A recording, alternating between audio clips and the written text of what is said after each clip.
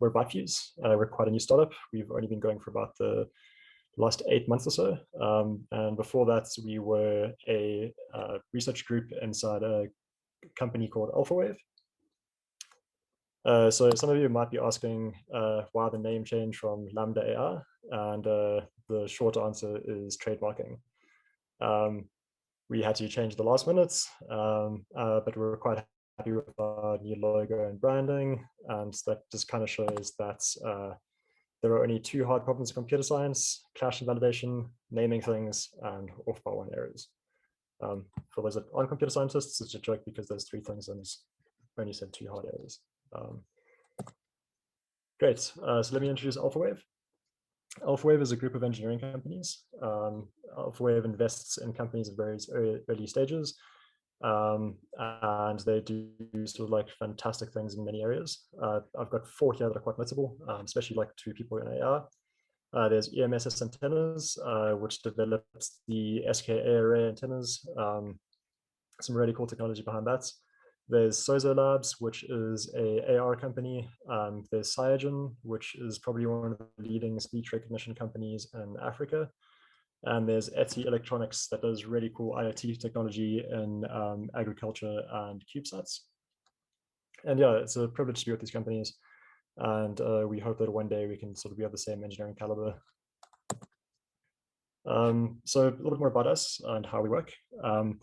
We are not a consulting company. We're sort of there to work on the cutting edge of machine learning and do research. And we believe in investing in knowledge and people first. And what I mean by that is we're in the knowledge economy. So the more we invest in the people that work for us, the better for us. After all, we're only going to be as good as our employees.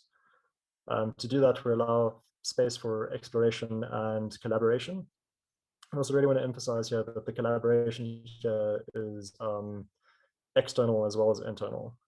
Firmly believe that, much like the Indaba𝕏 has showed us, there's a lot of benefits to being part of the machine learning community as a whole, and it would really be a shame to miss out on that. I think there's a lot to benefit from sharing information and working together. From our research in engineering initiatives, we try to find commercial applications, and we test them in industry with a partner as quickly as possible to make sure that our assumptions get checked as early as possible, and that make sure that we don't like waste time building the wrong thing. You sort of want to make sure that you don't overfit the problem before you have actual customers. So the past year we've been focusing on what I call RL and RL, so representation learning and reinforcement learning. To give you an overview of what we've been up to in representation learning, we've been focusing on combining various modalities into a single representation. At this stage, we're mostly working with multimedia and exploring applications in search. So this is an example of what we've been doing for a creative market space company, where they have a lot of sort of unstructured multimedia data in the form of images and text. And then what we do from that is we learn an ontology of labels from that unstructured data. And then we can provide them a search engine in which they can quickly understand and categorize their data in order to align it with brands. And yeah, it proves to be quite powerful for them. In reinforcement learning, we've been using simple agents to replace traditional control loops, automate decision-making, and optimize networks. And what we're really focusing at the moment is improving transit networks. So given a geographic location, we'll find all sorts of points of transport, such as intersections, bus stops, and things like that, and then port that over to a network for a network representation for optimization. So this is still a very new process, and so far we've only been working in simulation, but we're hoping to deploy quite soon, and we've got some really good industry partners as well as academic partners in this field. So what's next? We really want to prove our models in the field through partnerships with representation learning, such as healthcare, manufacturing, and satellite imaging. Representations and manifolds give us a really great way of having a language to describe these various data points, and we think we can take it quite far. We want to continue making the supporting infrastructure scalable. So with search, you need to make sure that your queries are sublinear and that you can provide latency guarantees. So what I mean by that is if you've got a product search company and they've got 100,000 representations and you've got one query, you don't want to have to compare that one query to that 100,000 representations each time. You want to be able to have something that can do a sublinear search. And what I mean by providing latency guarantees is that we need to make sure that if the data set grows, if they go from 100,000 products to 1 million products, our search times aren't going to change. They need to be constant. So a sub-second. And we're going to try to focus a lot on publications. So publications are really important for us because we want to share what we've been up to. And yeah, putting ourselves in the academic front is going to be quite beneficial. For reinforcement learning, we've got our first transit agent that will go live in Q1 next year at a test site. Through research collaborations, we hope to explore, collaborations, we hope to explore applications in other areas of transport and urban planning. We want to start contributing our PyTorch agents to open source so that other people can make use of the same code that we are. And again, we really want to publish our work so that we can sort of like start showing off what we've been up to. Right, so if you have any questions on or any ideas for collaboration, please email us at info@bytefuse.ai. And for the rest of the talk, Rowan's going to be going into representation learning and showing off some of the models and work he's been doing there. And if you have any questions, please post them on the chat or on the office hours in the Discord. And I'll try and get to everyone that I can. And then once Rowan's finished, we're going to go into 2 different breakout rooms. The one's going to be focused on a reinforcement learning tutorial, so you get a hands-on experience with some agents. And the other one is in representation learning, where we're going to provide you with Lego blocks and teach you how to build a mini search engine. Thanks. Thanks, Greg. Let me just also quickly then start sharing my screen.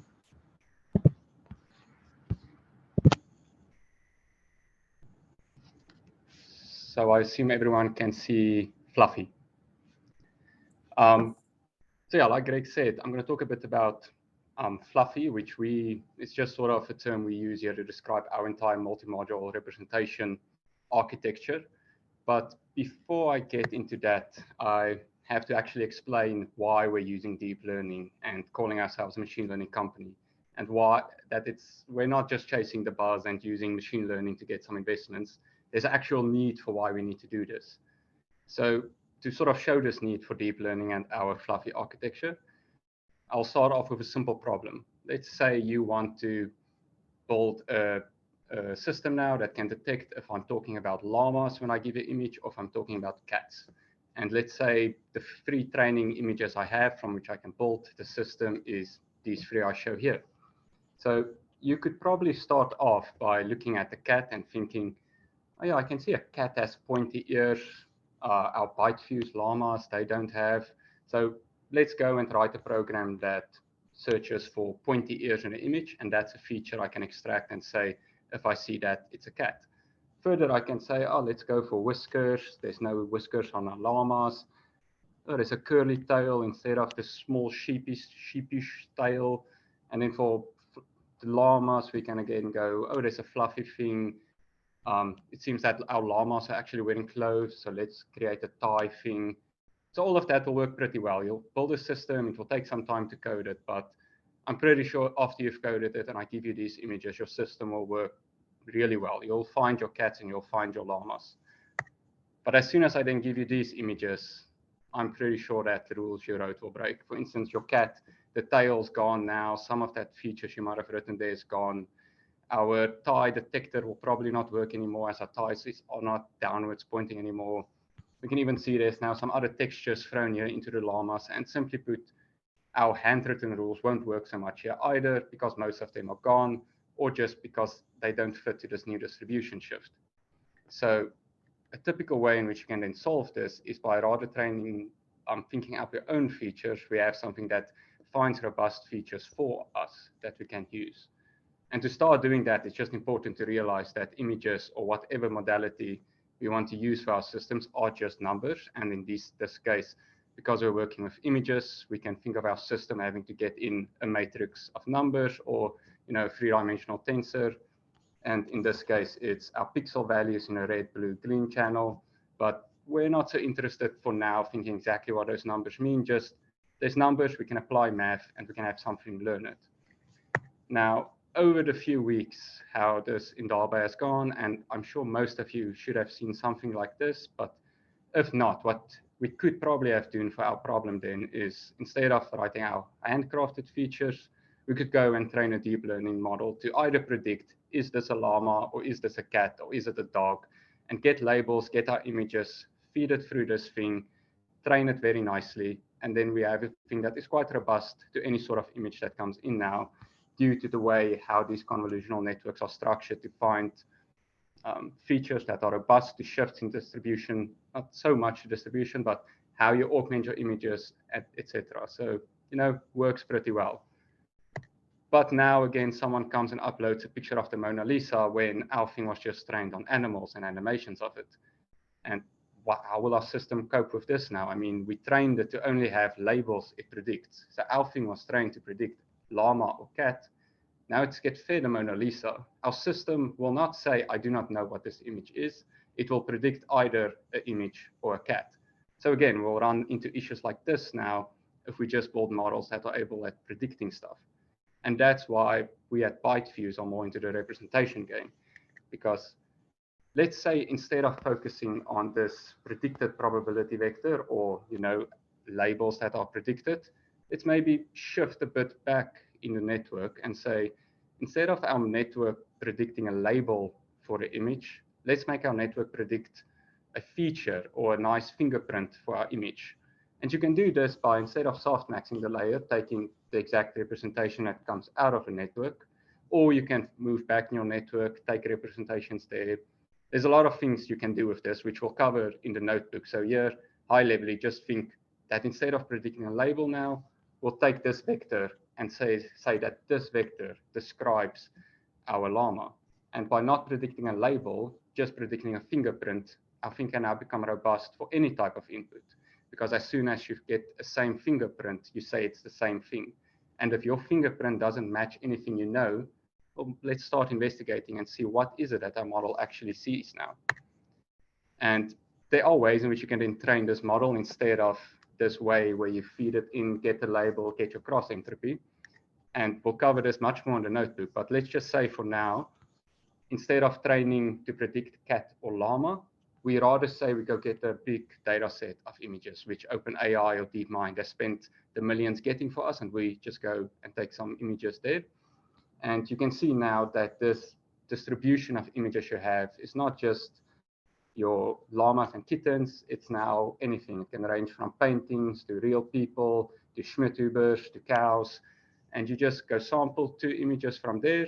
And what you can then do is train an encoder. So this encoder is shared weights, and it's the same model. You create an embedding for each of these crops. You know which crops come from the same image or from the same class, and you make those embeddings pull closer to each other while repelling the other embeddings from each other. And doing this over and over and training it for a while with a big enough data set, you'll end up that your embeddings for llama inputs will be the same. Your embeddings for kittens will be the same. And they'll form clusters in the space which you're projecting down to. But instead of then just having a label saying cat, you can now find your cluster of cats, and within your cluster of cats, have intra-cluster clustering as well, and find different cats. Maybe you'll find, I don't know cat brands, you'll find different cats that's in there. And this is just an example then of how practically you go and do this. If we go back to our original task of just finding llamas and cats, let's say we trained our encoder, we feed our images in, we get our embeddings, and then we go plot it on this 2D space. Let's say for now, this is just a 2-dimensional representation that we're projecting, so we can plot it on the XY axis, and then simply put, we can measure the distance between our embeddings and the 2 embeddings of the smallest distance between each other. We then say belong to the same class, and then we can just solve a problem like that. And if a Mona Lisa comes in and disrupts our network, she would probably get plotted far away so that we can put in a threshold to ignore anything that's that distance away. And that's high levelly why then we need deep learning and why not just building classification models, but representation models. Because if we have these encoders that are so robust and open to any type of task, well, then it's easy to go solve any downstream task with these embeddings. And this is just an example of one of our text models actually learning over time to project some embeddings. So what's shown here is 10 different types of text documents, and how we train this text encoder is by sampling from the same sort of documents and bringing those text representations closer together. And over time, the model then learns to project them down, where each color here represents a different document. And yeah, I thought this is a pretty cool illustration to see how the network can learn over time.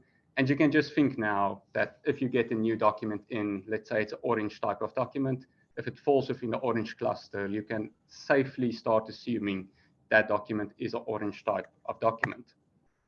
So at ByteFuse, we want to take this one step further. Instead of saying just it's a text encoder or it's an image encoder or a speech encoder, we want to create a modality independent representation. So whichever modality you feed in, be it image, be it text, it will project it down to the same space and in the same representation zone. So if you have an image of a cat and you have a sentence that describes a cat, your two encoders should project it down to the same space. And this allows you to do either any modality independent downstream task on the stuff. So if you have to optimize on a certain modality, you can then go do it with our encoders. Or if you want to build search engines and you're a take-a-lot that needs to create a new search engine, and you want it to be, the text to be more closer to the images of your products, you'll feed in your search bar, we'll get your representation, we'll get representation of images, and we'll know the ones closest to each other have the same semantic meaning. So this is what we aim for at ByteFuse. And in order to do this, we created the fluffy architecture shown here. And I'm noticing now I've created a little bit of an optical illusion of small black dots. I don't know if anyone else sees it. Sorry, it's quite distracting that.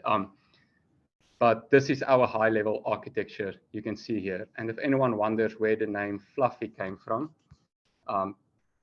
all of these light blue boxes at the bottom are different encoders for different modalities, where we then project it upwards, get it into one zone that produces one single representation for any type of input you give here. Now, as you can see, there's multiple inputs and a single output. And the three-headed dog in Fluffy, in Harry Potter, is also called Fluffy. And as you can see, multiple input and single output. So if anyone wonders, that's where the name Fluffy comes from. But high level, this is then the architecture we spend most of our time building here at Fluffy. Any engineer that comes in here, they can take one of these blocks, train it separately, put it back into the system, train the system end to end, and again, you know, it's like a Lego piece. Whichever project you have to build, you can come to Fluffy, take out the Lego blocks you need, build your system, fine-tune it maybe a bit on that data set, and continue onwards. And this is an example then, let's say you're tasked with creating a video search engine. You'll come here and on your day, you get your task, and then you go, you take your video frames, you take your audio block, you take your text block. At the top, you can do a bit of fine-tuning then in bringing video frames and audio even more closer to each other to create one single video representation. You can take your text, your projection, some of that process, and get your representation for text. And then you can just minimize the distance between these representations even further on a data set. And then you can go further and just create your TikTok search engine, for instance. And for those wondering, these are actual real examples from our Fluffy architecture. So you take your Lego blocks, you build your system, you optimize your representations. Then you come, you get the TikTok data set provided to you, you feed it into Fluffy, you get your representations, then you get a new search from text, like for instance, saying people drawing, feed it into Fluffy, Fluffy goes and searches for the closest embeddings given that text and returns these results. And again, for the people at the gym, the same thing, it goes and retrieves videos with the same embedding. And just a bit to show what I meant about how representations are so much cooler than just predicting. These were the actual 3 closest videos that came from this result. And as you can see, the first 2 results are people drawing on paper, and the second one is someone drawing on an iPad. 2 completely different things, but due to how we trained our models with representations instead of just a label, it's actually able to detect that these 2 things are the same thing. It is someone drawing, even though one's on paper and one is on an iPad. Cool. Hello, everyone. I am Lawrence, and I'm just going to chat quickly a bit about the kind of data engineering things that we got going on here at ByteFuse. So I am employed as a data engineer. So I care a bit more about the infrastructure, rather less than the models. So yeah, don't know how much everybody's kind of knowledge about the space is. Don't know if everybody is kind of buried deep into the research or a bit more in industry. But we obviously here at ByteFuse care about getting things kind of productionized, kind of ready for industry. As Craig mentioned, we definitely partner with industry quite quickly to test our models in production. So just to touch on a few things, maybe there's someone in the audience that's like, hey, you know, thinking about some data engineering, what's it all about? Or maybe you just want to know a bit more about the workflow. So this kind of thing that we definitely have in place, kind of just some continuous integration, continuous development workflows within ByteFuse. And the idea there is using Git. So if you've never heard about it, Git is really cool, and it kind of gets you to version your code, version your models. So this allows us to always fall back in code. You know, if we had a model that is working great, and similarly, if we kind of want to promote that model to a dev space or a production space, Git and GitHub especially kind of allows quite easily for us to do that. So the idea there is you kind of have your master branch, which is your currently in production branch, and then you want to fiddle a bit, you make a little side branch, you do your things. Eventually you merge back into master, and then obviously we've got all of these nice little automated workflows that pushes it to develop and pushes it out to production quite quickly. Cool. So our kind of architecture that we use is AWS most of the time, right? So that's just security and scalability, which is really cool. And then as well, Terraform. So not just do we code models, but we also code our infrastructure. So this is actually a really cool thing to get used to if you don't do it. But if you've ever worked with GCP or Azure or AWS or any one of the cloud providers, you know that, you know, clicking in the GUI and saying, hey, I want a new instance.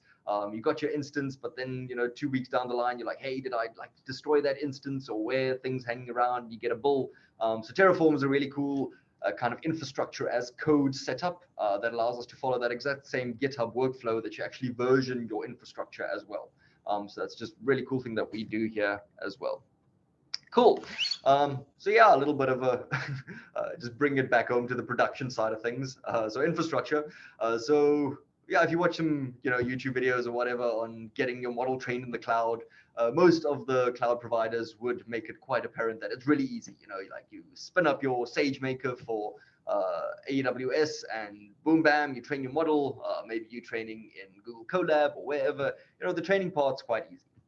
But if you want to get to production, you really got to be able to version your models, version your data, get those models stored somewhere, evaluated, reproducible, and eventually you want to host these things, right? You want to provide an API to the world, and how do we do that, right? So to solve that, we've got the Llama package. So everyone's going to elaborate a bit more why we a bit obsessed with llamas, but Llama is kind of our mascot here. And the Llama package is kind of a package that we use internally to utilize Amazon SageMaker's bring your own model functionality. So that is a way that we can kind of group and productionize our code in a Docker image, and then utilize all of the nice features that SageMaker has. So if you are familiar with Grid AI, that's kind of a really nice GUI to get this job done as well, but the price tag's a bit steep, to say the least. So the Llama package kind of is attempting to get that functionality, but at the same time, we kind of got to get a bit down and dirty with getting all the Docker images and things done. So Llama package, another thing, planning to open source once we figured out all the bugs and just has it on a bit more of a stable setup. And then, yeah, I guess this, for those that are a bit more visual, this kind of brings together all of the little components that we have to get code out into the world. So we've got this Llama package, Python package. Obviously, there's the Llama, there's the Python Llama package. And that's something you install locally, as well as something that we install in these Docker containers. Then we use Hydra. So that's a really cool Facebook package that kind of manages all your config for you. So that is, if you want to run multiple experiments, you don't want to go and tweak things, keep an Excel sheet or a Google sheet with all your hyperparameters. So Hydra, again, nice and text. So it allows us to go and version all of that, pops that into the Docker container, which kicks off on SageMaker. And then if you don't use weights and biases yet in your life, go now, start. Beautiful platform to then kind of log all of the training metrics, as well. If you are aware of Plotly, that's got a really nice integration point into weights and biases as well. So that just allows us to keep our reports nice, up to date, nice place to dump all of our data. And then once models are trained and we're happy with them, all of these write to S3 into a bucket. And we've recently moved over to Chalice, which is, again, if you don't know about it, AWS Chalice, really nice kind of serverless API functions that give ability there. And I think we've cut quite a bit of costs to move some of our endpoints to Chalice. So it's a really nice kind of serverless Lambda function execution platform. And that then obviously gets exposed to the clients. So yeah, if you've got any more questions regarding kind of the data engineering things, feel free to pop them in the chats. But yeah, I think to Ruan to elaborate on the old llamas. So yeah, it's an open secret. We at ByteFuse are obsessed with llamas. To tell you the truth, there's no single reason except llamas are God's gift to Earth. So it's the best thing on Earth. So that's why we're so obsessed with llamas. There's no straightforward answer. And if you are also obsessed with llamas, just before we get to the notebook, so we've explained our architecture now. We've explained sort of our obsession with representation learning, with this classification, and Lawrence now elaborated on how you can actually take that fluffy architecture, get it into a system like this, and easily train it. If this excites you and you want to do it as well, you can come join the Llama program, and which is an internship we offer, and you can apply with it if you just go to bytefuse.ai/careers. And it's quite a cool experience where you come and you'll join us for a few months. You'll be given a real project to work on, something, because we're a startup, there's no time to waste on fake projects. So it will be a real project with real like deliverables hanging on it, and you'll be able to work on it. You'll have a one-on-one mentor, and it will either be a research focused or engineering focused type of project. We do have a few NFT projects as well going on. So really, if you're into what we just said and want to do it, apply. Just as an example, I have one of the projects that our first Llama did, Dave Bowman, I think he's actually on the call from Indaba𝕏. He had to design a prompt engine that improved the zero-shot capabilities of OpenAI's CLIP model. So how his thing worked is, in zero-shot environment, you can feed in your proposed labels for something, and then that zero-shot system should say from your proposed labels, what is the label of this thing you fed in. And what Dave designed is this prompt engine that takes the prompts you think up. So for instance, car, cat, llama, car, it will be fed into the prompt engine, and the optimized version of that label will be generated, which can then be fed into OpenAI's system. So this is the sort of stuff you'll work on, the real cool stuff with cutting edge stuff, with real deliverables. And as another segue, just before we split into the notebooks, because not everyone will come back to this, if you actually want to start playing with some of these Lego blocks, you can also join the Llama Challenge, which isn't a hackathon or any major thing you can compete in. It's simply a challenge we put on our GitHub for you to come play with. So at this moment, what we've released is we've released some partially trained image and speech Lego blocks that was trained on a Flickr 8K data set. And simply what we task you is take these Lego blocks, build something cool, and show it off. You can find the models there. You can find some utility functions there. And basically how it works is you build it, you email us that you've built something, and you can show it off to us. We'll try our best then to get what you've showed off to us out to the community as well, to get your name out there. And if you really impress us, well, you've got the job. So see it as a nice interview process to get started.